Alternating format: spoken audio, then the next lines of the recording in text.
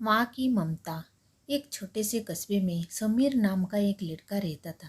बचपन में ही पिता की मृत्यु हो जाने के कारण परिवार की आर्थिक स्थिति बड़ी दयनीय थी। समीर की माँ कुछ पढ़ी लिखी जरूर थी, लेकिन उतनी पढ़ाई से नौकरी कहाँ मिलने वाली थी। सो घर पर बर्तन मांजकर और सिलाई बुनाई का काम करके किसी तरह अपने बच्चे को पढ़ा लिखा रही थी।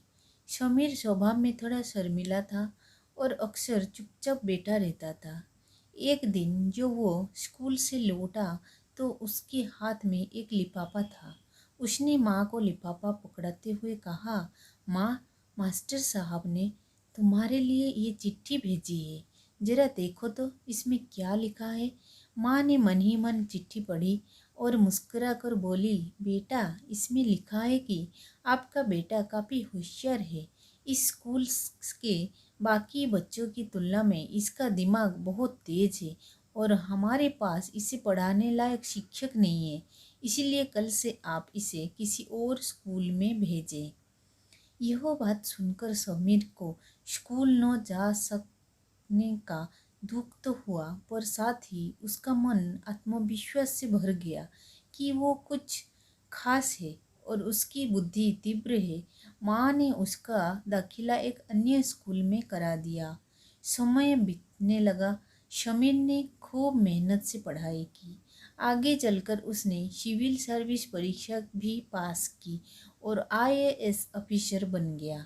समीर की माँ अब बूढ़ी हो चुकी थी और कई दिनों से बीमार भी चल रही थी और एक दिन अचानक उनकी मृत्यु हो गई। समीर के लिए ये बहुत बड़ा आघात था। वो बिलक बिलक कर रो पड़ा। उसे समझ नहीं आ रहा था कि अब अपनी माँ के बिना वो कैसे जिएगा। रोते रोते ही उसने माँ की पुरानी अलमीरा खोली और हाथ में उनकी माला, चश्मा और अन्य वस्तुएं लेकर चूमने लगा।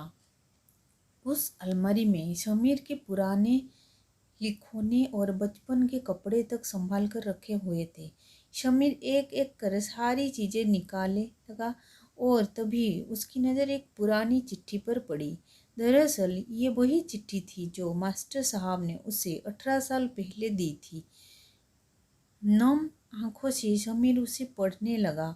आदरणीय स्वाभिभावक, आपको बताते हुए हमें अफसोस हो रहा है कि आपका बेटा समीर पढ़ाई में बेहद कमज़ोर है और इस खेल कूद में भी भाग नहीं लेता है।